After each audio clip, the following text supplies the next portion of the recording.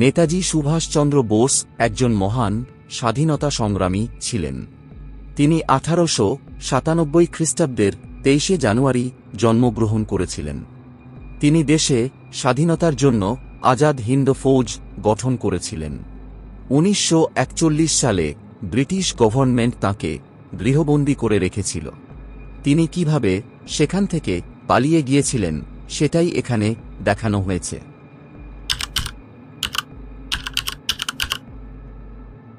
December মাসের একদিন বিকেলবেলায় সুভাষচন্দ্র বোস তার ঘরে একা বসেছিলেন।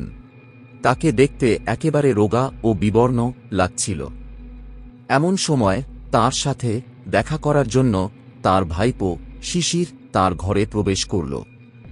সুভাষ তাকে তার পাশে বসতে বললেন, শিশির, তোমার কাছ থেকে আমার একটু সাহায্য চাই। আমি ভারতবর্ষ থেকে পালিয়ে বিদেশে যেতে চাই। তাই আমি যাতে এখান থেকে পালাতে পারি তার ব্যবস্থা কিন্তু তোমাকেই করতে হবে। ঠিক আছে কাকাবাবু, আপনি কিছু চিন্তা করবেন না। আমি আপনাকে অবশ্যই সাহায্য করব এখান থেকে পালানোর জন্য। নেতাজির বাড়ি ছিল কলকাতার এলগিন রোডে। সেখান থেকে শিশির সেদিন রাত্রে হেঁটে তার নিজের বাড়ি এক উডবার্ন পার্কে গেল। যদিও পুলিশ সুভাষের বাড়ির ওপর 24 ঘণ্টা নজর রাখছিল, কিন্তু একজন অসুস্থ কাকার সাথে তার ভাইপোর দেখা করাটা কোনো অস্বাভাবিক ছিল না।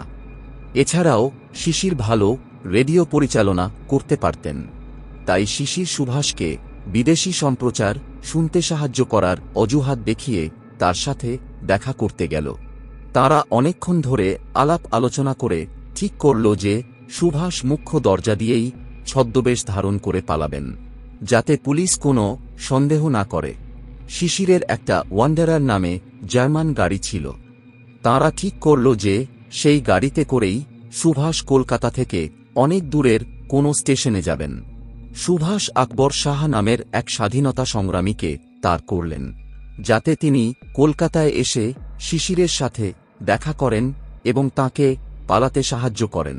তারা দুজনে মিলে সুভাষের জন্য একটি ঢিলা সালোয়ার, কালো ফেজ টুপি, শার্ট, একটি সুইটকেস, একটি বেডরোল এবং একটি বালিশ কিনল। তারপর শিশির সুভাষের একটি মিথ্যে পরিচয়পত্র বানালেন, যেখানে সুভাষের নাম দিলেন মোহাম্মদ জিয়াউদ্দিন, একজন ট্রাভেলিং ইন্সপেক্টর। সেদিন ছিল 1941 সালের 16 জানুয়ারি। সুভাষের বাড়িতে শুধু তার ভাইজি ইলা ও এক খুড়তুতো ভাই দ্বিজেন ছাড়া আর কেউই জানত না যে আজকে সুভাষ বাড়ি ছেড়ে পালাবেন। সময় তখন রাত্রি 8:30। শিশির তার গাড়ি নিয়ে এলগিন রোডে এসে গেল। সে তার গাড়িটিকে বাড়ির পিছনে পার্ক করল। বাড়ির সবাই যখন ঘুমিয়ে পড়ল তখন সুভাষ মোহাম্মদ জিয়াউদ্দিন হিসাবে নিজের ছদ্মবেশ ধারণ করলেন। রাত্রি তখন 1:35 বাজতে ছিল। সেদিন ছিল পূর্ণিমার রাত্রি। দ্বিজেন উপরতলার জানালা থেকে সংকেত দিল যে কাছাকাছি কোনো পুলিশ নেই।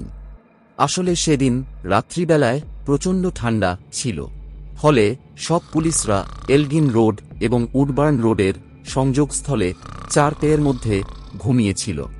সুভাষ মুখ্য দরজা দিয়ে বেরিয়ে শিশিরের গাড়ির পেছনে বসলেন, আর শিশির সঙ্গে সঙ্গে ঝড়ের গতিবেগে গাড়ি চালিয়ে কলকাতা থেকে বেরিয়ে গেলেন।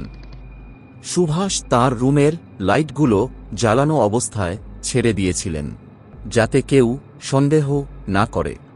সমগ্র কলকাতা যখন ঘুমিয়েছিল সেই সময় কাকা ভাইপোতে কলকাতা ছেড়ে চলে গেলেন। যাওয়ার সময় মাঝ রাস্তায় হঠাৎ একবার গাড়ির ইঞ্জিন খারাপ হয়ে গেল। সেই সময় তারা থার্মাস থেকে কফি বার করে খেতে খেতে কথা বলতে লাগলেন। তারপর ইঞ্জিন পুনরায় ঠিক হলে দুজনে আবার চলতে শুরু করলেন। সকাল 8:30 নাগাদ তারা ধানবাদের কাছে বেরারি নামক একটি জায়গায় পৌঁছালেন। তারা সেদিন দিনের বেলায় শিশিরের ভাই অশোকের বাড়িতে কাটালেন। সুভাষ কিন্তু সেখানেও নিজের পরিচয় বলেননি। আমি হলাম মোহাম্মদ জিয়াউদ্দিন। আমি এখানে বিমার কাজে এসেছি। সেদিন সন্ধ্যাবেলায় তারা তাড়াতাড়ি ডিনার করে ফেললেন। মোহাম্মদ জিয়াউদ্দিন একাই গোমো স্টেশনের উদ্দেশ্যে বেরিয়ে পড়লেন। তিনি সেখান থেকে দিল্লি কালকা মেল ধরবেন। বাড়ি থেকে কিছু দূরে শিশির তার গাড়িতে এসে তাকে তুলে নিলেন।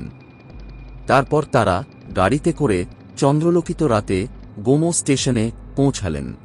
আমি চললাম শিশির, তুমি বাড়ি ফিরে যাও, শীঘ্রই দেখা হবে। একজন ঘুমন্ত কুলি তাঁর ব্যাগপত্র নিল।